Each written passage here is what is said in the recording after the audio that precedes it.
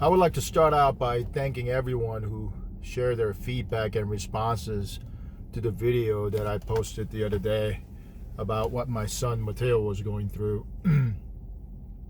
The responses were overwhelming.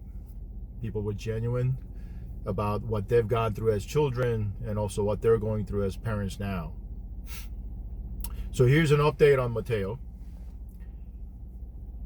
After learning that my son didn't want to follow through the protocol, step 3 and 4, because he was really afraid of fighting, which is a step 4 in the process, where he didn't bother to even tell the teacher, I asked him, I said,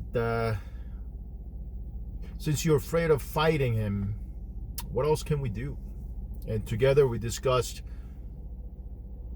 maybe a new approach, which was to ask this kid who's been punching him in the back, why?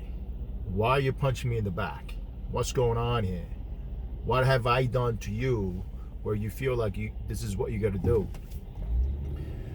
So we agreed upon the new tactic, a pivot, if you will, from the protocol. So Mateo went to school yesterday. The day before. And he had a conversation with this kid. When Mateo asked, why are you doing this? This kid told Mateo that in 2nd grade, which was a whole year ago, 1 year ago, in 2nd grade, this kid said Mateo had punched him in the back once. Well, Mateo doesn't remember.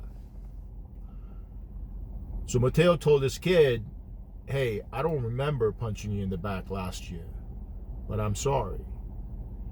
And then he did something that I never thought was an option, at least in my own little brain, something I probably wouldn't have done when I was a kid, which was Mateo stuck his hand out and asked for a truce. And the kid shook his hand and they agreed, truce. After learning this, I told my mother what Mateo has done and how, as a kid, I would have easily gone through step 1 through 4 and sometimes skipping step 1 through 3 and going directly to step 4 and beating up a kid, and how in some ways I was so frustrated with the fact that he wasn't more like me, and how he's done something that is so different than how I would have handled things. And my mother said, Mateo's different than you are. He's not you. And then she said, he's an angel. I guess in that equation, that makes me a devil. And I think I deserve that, especially from my mother, since I was such a shithead when I was growing up. I was so proud of him.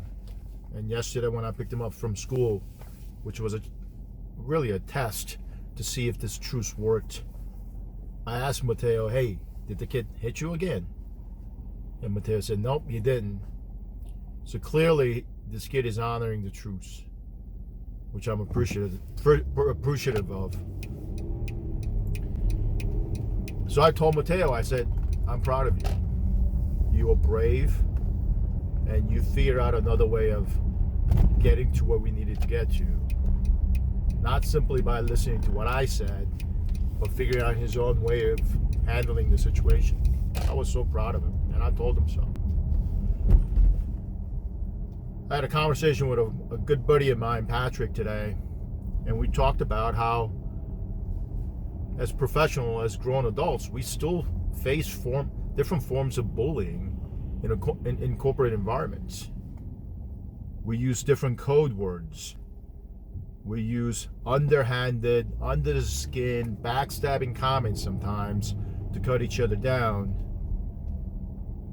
So I'm curious as to what you're facing out there as professionals and different types of bullying that may exist in your life today that's different than when you're a kid, but still just as hateful and hurtful.